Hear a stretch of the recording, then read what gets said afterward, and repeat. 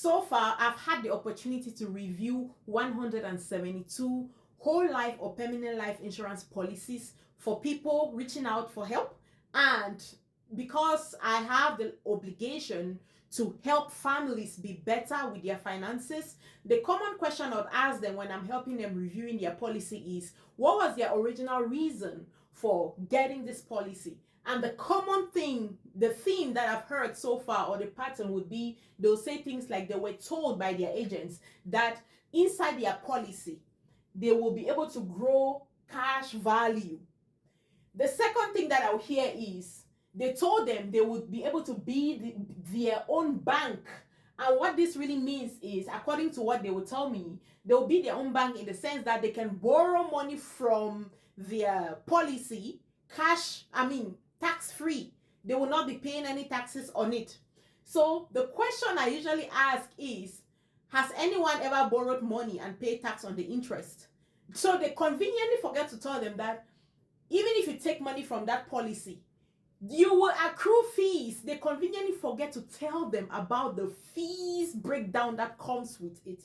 And they conveniently forget to tell them that even if you go to borrow money from the bank, you don't pay interest on the interest on that money.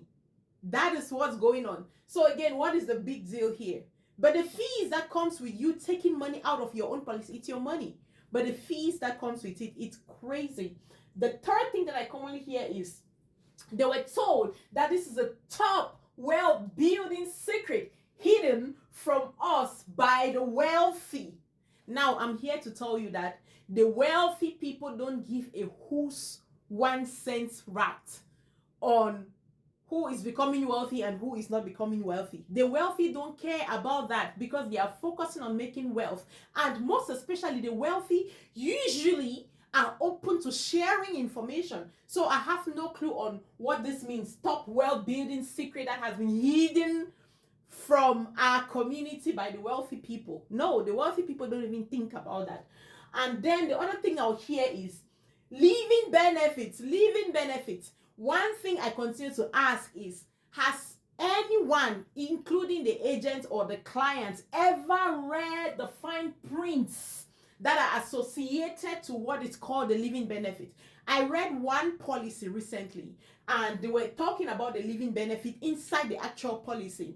And I went to read the fine prints. It was the 6th number, the tiny 6th number. And it said that for the person to be qualified for living benefit, that is if they get sick, critical illness, those kind of things, they will have to be in a state that they cannot carry out the activities of daily living for at least 3 months. So you will be in a state where you're not able to take your bath, you're not able to eat, you're not able to brush, you're not able to do anything by yourself for at least 3 months before you qualify for the living benefit. And even if you take assuming that you qualify, and most especially you should have already been written off by the doctor. You should have been written off by the doctor that you're so close to getting to your grave. Assuming that you even qualify, do you know that even if you take out the living benefit, it eats out of your policy? Do you know that? It actually eats out of the coverage amount or the face amount of your policy.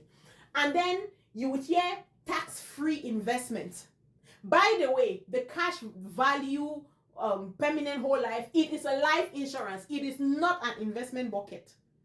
I want to make this very clear. This is a life insurance policy.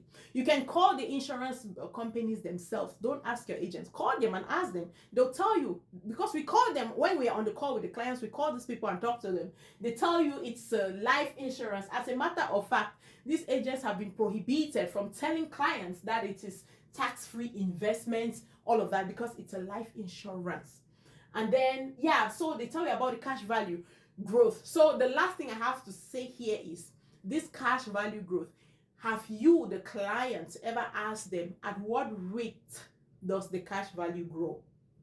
Do you know that most of the policies, before you even see $1 in your surrender charge, it takes 2, 3, 4 years for you to be able to see $1 on your surrender charge? Again, these are the facts that we look at every day. So if all these things that I've highlighted here today sounds familiar to you, I am here to help you review your policy with you. Let's look at your own policy so that it shouldn't be what Karen is saying anymore. It should be what is in your own policy.